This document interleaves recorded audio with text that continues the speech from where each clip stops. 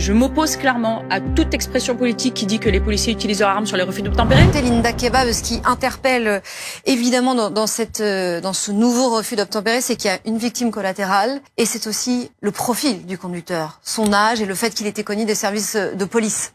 Ça vous interpelle, nous pas tant que ça, parce que alors évidemment il est très jeune et on ne va pas toujours avoir des mises en cause aussi jeunes, mais des jeunes mineurs, c'est assez récurrent. D'ailleurs, c'est la première cause, on va dire, de défaut de permis de conduire. Ce sont des jeunes qui n'ont jamais passé le permis de conduire, qui sont dans un parcours délinquant assez précoce. Vous le disiez il y a quelques instants, il est connu pour des violences volontaires en réunion avec armes ayant entraîné une ITT supérieure de 8 jours. Et j'ai envie de vous dire, il n'est pas allé de main morte lorsque il a commis ses faits. Il y a des histoires de violation de domicile et d'autres infractions pour lesquelles il est malheureusement connu.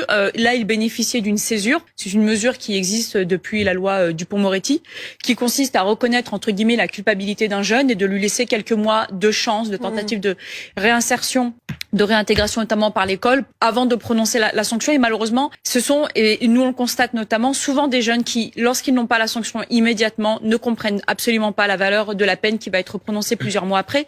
Et dans ce type de situation, c'est un cas classique, un jeune qui est reconnu coupable, qu'on met de côté, tu reviens dans quelques mois, on verra si entre-temps tu t'es assagi ou pas, et à ce moment-là, on prononcera une peine. Malheureusement, on a vu la suite. Alors, je vais pas préjuger en fait des intentions qui ont été amenées, parce qu'on a parlé cette semaine de la proposition de loi qui avait été faite à l'issue de ce rapport. Moi, j'ai été auditionnée dans le cadre de ce rapport parlementaire sur les refus d'obtempérer. Ça a été l'occasion de rappeler, et vous l'avez très bien fait, Monsieur Fard, j'allais le faire, et heureusement que vous avez anticipé, et je m'oppose clairement à toute expression politique qui dit que les policiers utilisent leurs armes sur les refus d'obtempérer. Vous l'avez dit vous-même, il y a 26 000 refus d'obtempérer par an. Il y a un usage d'armes dans ce cadre-là que 0,5%. Des fois, sachant que la plupart des refus d'obtempérer, quand vous refusez d'obtempérer, vous donnez un coup d'accélérateur, parfois en face du policier, contre le policier, parfois contre les usagers. Et pourtant, il y a un usage extrêmement marginal de l'arme. Je ferme la parenthèse, mais c'est important de le préciser parce que ça revient régulièrement. Concernant les solutions, en fait, elles sont nombreuses. Il y a la question de l'anticipation de l'éducation. Vous avez de très jeunes, je veux dire, on va en parler dans quelques jours. L'affaire Naël, bientôt 1 an, 17 ans. Au volant d'une voiture, un refus d'obtempérer, un jeune là. Oui, mais ça justifiait pas de mourir. Et là, non, pour le coup, je suis pas en train de parler de l'usage de l'arme. Alors, je sais pas à quel moment j'ai parlé de l'usage de l'arme sur cette situation. Je parlais de solutions contre les refus d'obtempérer. Non, l'affaire Naël en particulier, il y a usage de l'arme. Enfin, ça justifie pas, c'est l'enquête qui le dira, ceci dit. Non, mais est-ce vraiment le meilleur exemple? Non, je suis en train de vous parler de l'âge de ceux qui commettent des refus d'obtempérer, parce que je vous ai parlé d'anticipation et d'éducation.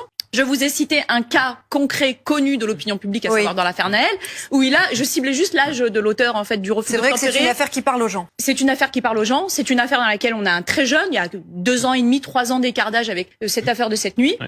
Je suis pas en train de parler de l'affaire judiciaire, puisque j'attends que la justice se prononce et je ne dirai pas si oui ou non le coup de feu était mérité ou pas, puisque de toute manière c'est la justice qui se prononcera là-dessus. Néanmoins, on a le cas d'un refus d'obtempérer à 1 heure de pointe d'un très jeune de 17 ans au volant d'un bolide. Et au-delà de l'éducation des plus jeunes. Il y a mais vous savez, c'est l'alpha, c'est pas l'oméga, mais c'est l'alpha. Ouais. Il y a un raté de ce côté-là. Je suis désolée. Quand à 14 ans, 16 ans, 15 ans, 17 ans, on est au volant d'un bolide qu'on refuse d'obtempérer, il y a bien une question d'éducation. Il y a la question de la parentalité, il y a la question des acteurs de l'État, il y a la question de l'éducation nationale, il y a la question de la prévention. Il y a la question de l'accompagnement des familles, il y a la question des sanctions des familles. Donc tout ça, ça fait partie de la prévention de l'éducation. Et puis il y a aussi la question de la réponse judiciaire. On parle souvent du fait que l'action des policiers serait insuffisante face au refus d'obtempérer. Sauf que nous, on est tout au bout du maillon. On n'est qu'un acteur dans une chaîne dans laquelle on ne fait que récolter les tares de la société. Donc en réalité, c'est pas du côté de la police que la solution elle va se trouver. C'est du côté de l'éducation, des valeurs qu'on va enseigner à des très jeunes, mais également au niveau des adultes. Comment est-ce qu'on peut avoir parfois des multirécidivistes qui commettent des refus d'obtempérer, qui cumulent des infractions routières, défaut de permis de conduire, consommation d'alcool et de stupes, et qui, lorsqu'ils voient une patrouille de police, n'ont pas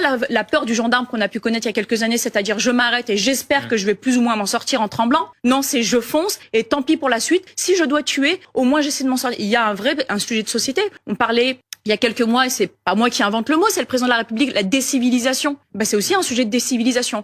Alors évidemment, c'est pas moi la représentante du personnel de policiers qui va trouver des solutions, mais j'ai envie de vous dire, mettons-nous autour d'une table, parlons de ce sujet et arrêtons déjà de facto de parler de l'action de police comme vous venez de le faire il y a quelques minutes, où je parle de la jeunesse d'un conducteur et on me parle de l'action du policier. Comme quoi, à la fin, on en revient toujours dans notre débat public à faire porter la responsabilité aux policiers. On rappelait simplement le contexte de l'affaire. Le jeune que vous avez cité vous, c'est pas moi. Mais moi je parlais de la jeunesse, de l'âge, malheureusement décédé et ça on peut s'accorder sur le fait que c'est tragique et qu'il n'avait pas mourir. Bien sûr que le décès est tragique, mais on peut aussi s'accorder sur le fait qu'on doit aussi s'interroger sur la question d'avoir des jeunes de moins de 18 ans au volant de bolide et qui font des refus d'obtempérer. En fait le jeune âge du conducteur. C'est ça. Je faisais juste un parallèle avec cette histoire puisque vous m'avez parlé de solutions. Moi, je vous parle d'éducation.